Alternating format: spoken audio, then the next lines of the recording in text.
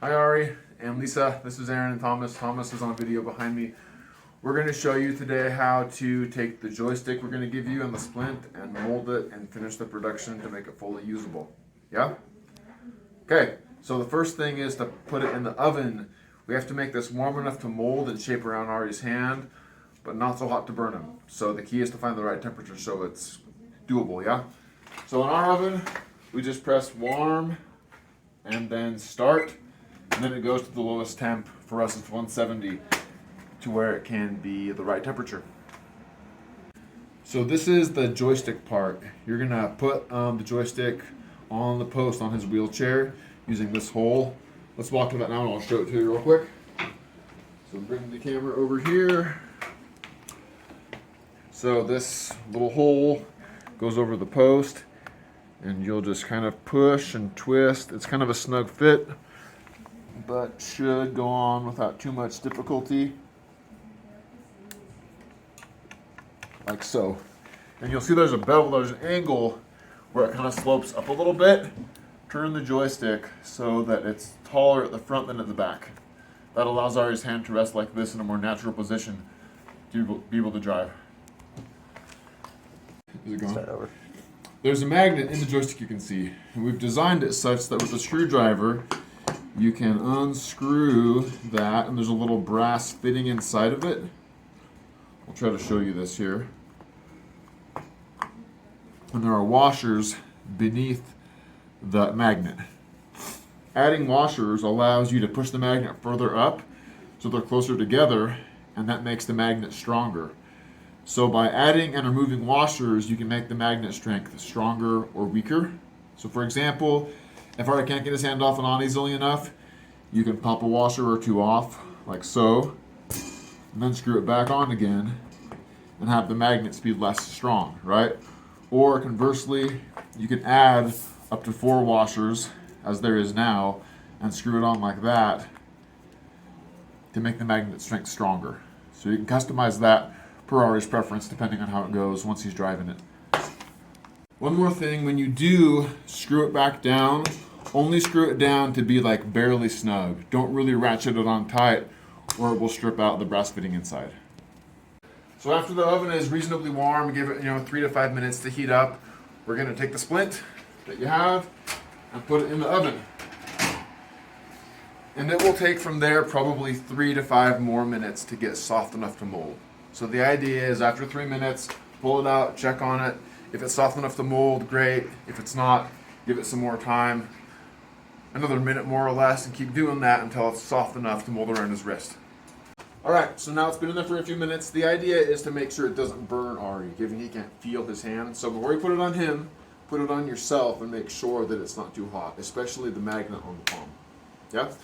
So we're going to pull it out and mold it around Thomas's hand, and you can see how to do it around Ari's hand. You'll need two people. One person to stabilize and form the wrist part, and the other person to hold the hand down. We have our model sitting here to help us be the second person to mold it. I wasn't. All right, here we go. So we're gonna pull it out. I'm gonna test it against me. Kind of floppy is what you want. It's warm but not too hot, so we're good to go there. We're gonna put it around Thomas's hand here. And Sydney's gonna hold the back. I'm gonna hold the front. A little bit of wrist extension. Are you burned, Thomas? Not yet. You okay? All right. Hold it there for like 10-15 seconds just to get it long enough to like firm up and stop being so floppy. 5 more seconds maybe.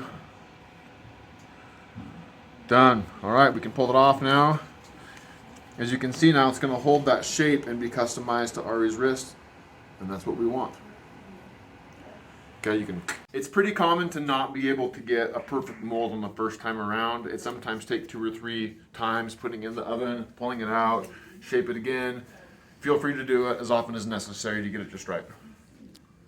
So, as you can see, on one end of the strap is going to come pre-attached for you guys. It's done via a little press rivet on either side of this silicone strap, which yours will have attached to it. This is the press rivet here.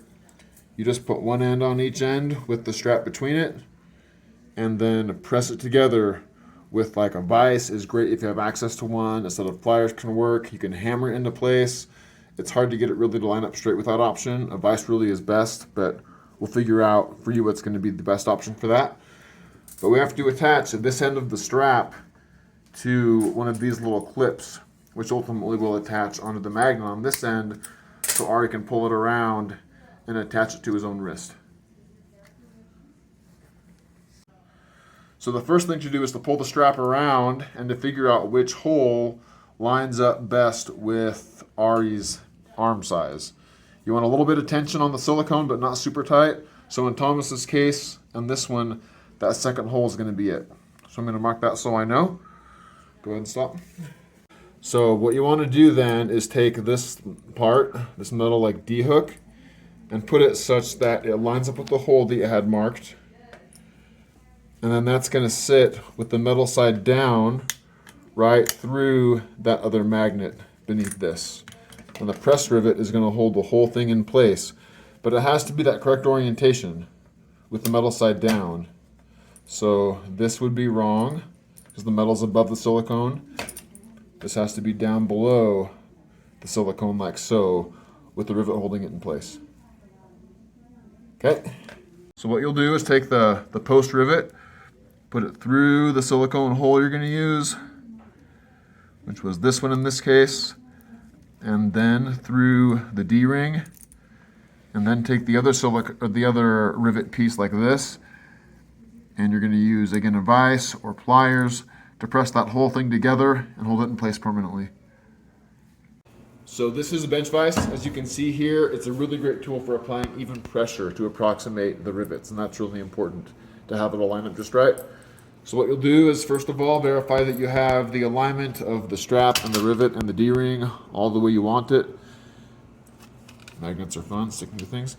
Put that inside the vise and then slowly squeeze together. Hold on a second, it's being a little bit difficult. Squeeze together until you're touching, where it's all straight and good, and keep going as that rivet squeezes together until you encounter a little more resistance as it gets all the way where it's touching. Don't squeeze too tight where it cuts the silicone, just where it gets slightly more tension or more force against it, and then back it out, and then you're done. Okay, so if you don't have access to a vise, probably the next best thing is to use a pair of pliers.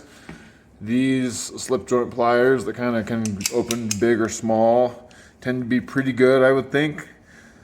There's a relatively flat jaw, so you're not going to mar the rivet up quite so badly. So what you'll want to do is again orient it such that you're in the right sized hole for the person's hand.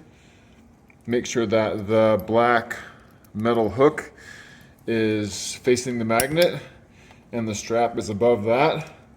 And then rivet it all together and squeeze with the pliers.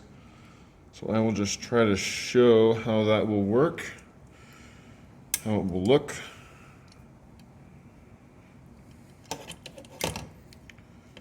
Come on, magnets.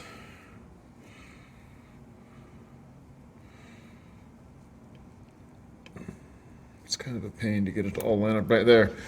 So you see you're making kind of a sandwich with the two rivets and the strap and the metal eye hook thing. Then once you have that all connected, you're going to put the pliers on like so.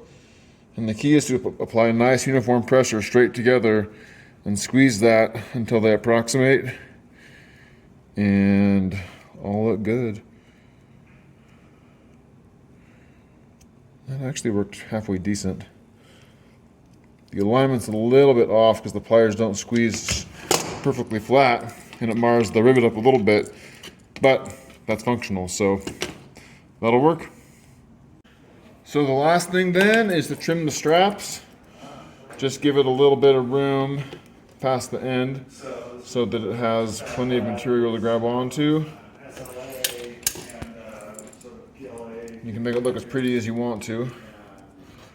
I'm not too picky here in this particular case, but trim it off like so.